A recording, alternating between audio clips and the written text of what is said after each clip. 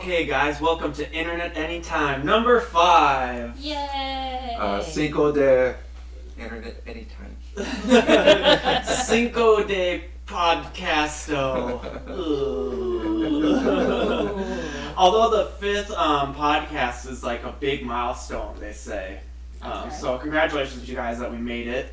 Congratulations. Most people don't make it to their 5th podcast. Wow, Yeah. really? Yeah, it's just like business, most businesses don't make it through their first year, and then even less make it through their 5th year. Mm-hmm. So the Okay. big podcasting milestones are apparently episode 5, and then like episode 20, and then episode 50. Kind of goes Whoa. exponential a little bit. So 5 is big. Okay. You know what it takes? Just keep doing it. Yes. Keep doing it. Right. I thought you were gonna have like some strong Nope. wisdom, like teamwork, dedication, hustle. No.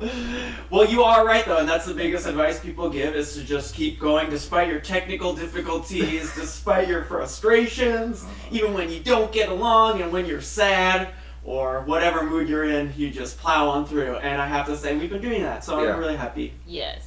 Yeah. So it's Thanksgiving week. Thanksgiving is just a few days away. Donald Trump is still our president. Mm-hmm. I know you got something with your eye, but it's funny because it seems like you're reacting to Trump. Are you okay?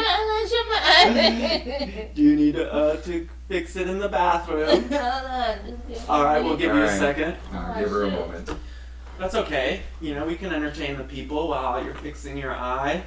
My eye feels good. Everyone check your eyes. Sometimes my contacts get messed up or whatever. I have 2 different kinds right now, and one of them sort of sucks. Gets dry. Do your lashes ever do that thing where like one or two or a couple of them kind of cross each other and it just kind of, you No. know what I mean? And it just kind of feels funny? You No. gotta kind of straighten it out. Lately I've been wearing my glasses like really close to my eyes, like super pushed up on my nose, and my eyelashes kind of get stuck to the glasses sometimes, and that's weird. Also, I'm sad that I can't wear glasses more because the masks like fog it up. Oh, yeah. You're supposed to like put your mask underneath your glasses, but then Mhm. even then it's kind of like, ugh. All right. All right, and we're back. All right. Yes, I'm good. Thank All you. right. And we're back. So we were saying that it's Thanksgiving, Donald Trump is still our president, and he still hasn't conceded that he lost the election, and it's Thanksgiving.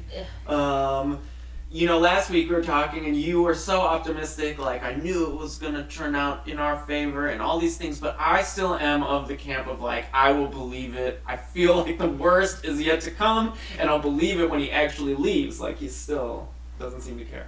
No, state after state keeps saying that, okay, we acknowledge Biden won. Georgia acknowledged it. Michigan just acknowledged it today. So he's really losing his momentum. Like, no one is on his side. You are right, but that's not going to stop him from potentially blowing everything up.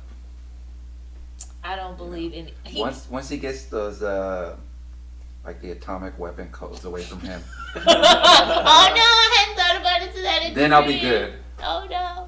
Yeah, I'll be very comfortable when he doesn't have those codes. But it's like everyone in his camp is cracking up. Giuliani just had himself like sweating hair dye the other day, and everyone looks so crazy. He does not have like good, stable people behind him. Mm-mm. They're all like nut jobs, conspiracy theorists. Because he can't, anyone that's any good, they don't want to be with him. They don't want to work for him. All he does is ruin reputations. Yeah. Especially now that they know that he's not going to be the future president. Mhm. Yeah, there's They nothing might- in it for them anymore. It's time to jump ship. But, we can say that, but 68 or 70 million people voted for this conspiracy theorist. You're right. So, we write them off, and we write it off like it's some small group of people surrounding him, but, I mean, it's our neighbors, it's our public. Mm-hmm. Yeah, no, you're right. I don't think you can write him off. I wouldn't write him off, but the difference would be come January, 20th? He won't be in charge of the nation anymore. Those people will still be there, but They won't be under his influence anymore. no, he's still gonna be talking. Yeah. He's still gonna be influential, but he won't be the president anymore. which I feel like will make a difference. Because Yeah. I feel like some of these people have kind of like been swayed because he was the president, because he was someone with so much power, they were kind of swayed by his rhetoric. But I feel like once we have someone else in office and the tone of our government changes, it'll be much different. Yeah, there's still going to be people that follow some of his more radical thinking and views, but I don't think it's going to be as bad as it is now. No. I think the Republican Party is going to be torn into two camps. You're going to have like the Trump cultists, and you're going to have the Trump cultists, and then you're going to have the like the never Trumpers, or like the real Republicans, quote unquote, kind of vying for each other. And I think that's going to screw them up in future elections, because now it's, instead of being like a two-party system, still would be a two-party system, but there's going to be a lot of in-house fighting in the Republican camp. I can see that. Like the people that said that they voted for Trump because he had a couple of good ideas, or they voted for him because he was the conservative choice, but not because they were with him on everything. So maybe they might have a candidate that's conservative, and then they'll have a real like right-wing, send everybody back to their homes and white is right kind of candidate, and that'll kind of split the party. We'll see. It seems like this is just an opportune time for a third party to rise. You know, like you have all these far right conspiracy sort of nut jobs, and then there's a, you know, like you're saying, there's a section of Republicans that want nothing to do with that. There's also all these Democrats that like still balk at the word socialism and talk crap about AOC and Bernie Sanders, and they're not on board with that. So if you were somebody who's more middle of the road and a politician who can sort of stand up for it, this is a unique opportunity, I think, for somebody to do that. And I think it could be a very successful party, because it seems like there's a lot of people that don't want to be choosing one of these sides. They think that they both suck. A lot of people are fiscally conservative but socially liberal, you know? And of course it seems like the ones who are on the very far right, they're mostly just thinking about like pro-life, you know, and like social issues more than anything. They're super religious and devout. They're one-issue voters. They got that one issue that they deeply care about, and they could care really, I mean, I don't know if they care less, but the other stuff isn't as important. Right. Yeah. Yeah, I don't think that that's going to happen right now, but I wish it would. What would a central party be called besides Democrat or Republican? The Central Party?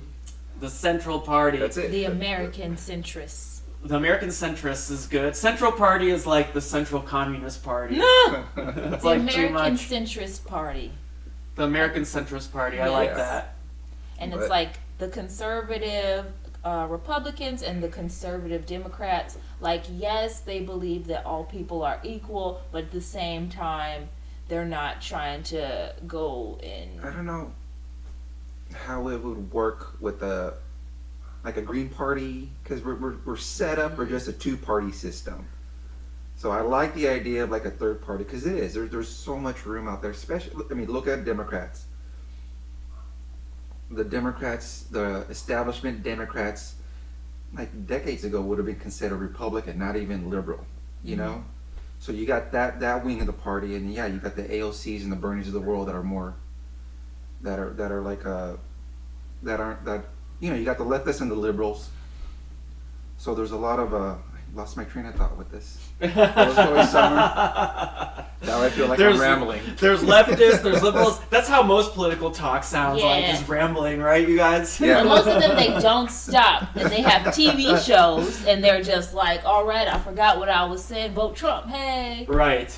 Well, then it's like they're rambling, and then it turns out that they don't care about anything. They're just like, Trump's right no matter what. You know, you're asking them questions like, don't you care about this? Don't you care about that? And they respond to it a certain way, but usually they don't know any facts about anything. And then you give them a fact, and they're like, well, I don't know anything about that, but he burned a baby yesterday. Well, I didn't hear about that, but you know, on the stance of marriage, it's a man and a woman, and he was right on that. And then you'll be talking, like the one interview where it was a black African-American preacher, and they were bringing up things that Trump had said in the past, and the guy just would refuse to not go along with. He's like, well, I've never heard that, and I don't know anything about that. And they were bringing about facts about Trump's marriages, and he was like, well, I know he's a man of God. They put blinders on. Yeah. Yeah, I saw that interview. I think it's on The Daily Show or something. They're talking to that African-American preacher, and then they kind of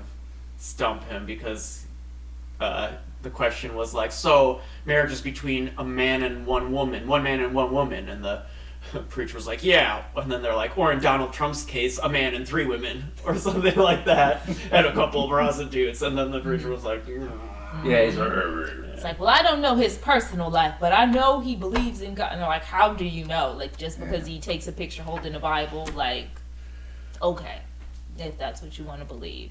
Because he's a hypocrite, and because like it's Trump is doing what he wants. You know what I mean? So he's willing to like, ignore all of that other stuff and just he's justifying his choice. He's trying to, at least.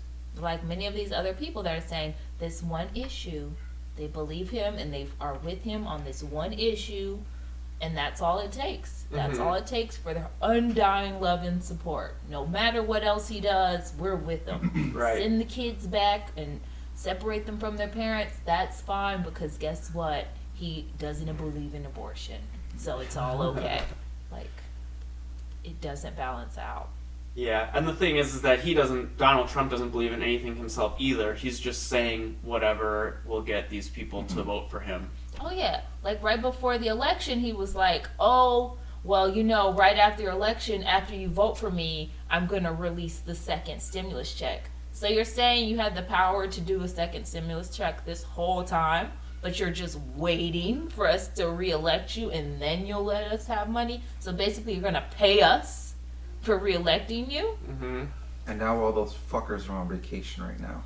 That's okay, I can say that. Yeah, we've decided we can swear after watching a bunch of different YouTube videos where they're just swearing at the store. And I plan on using it when I need to, and I feel like this time there needed some emphasis on the fact that both houses and everybody, they're all on vacation right now. For like the 4th time. They're on paid vacation right now.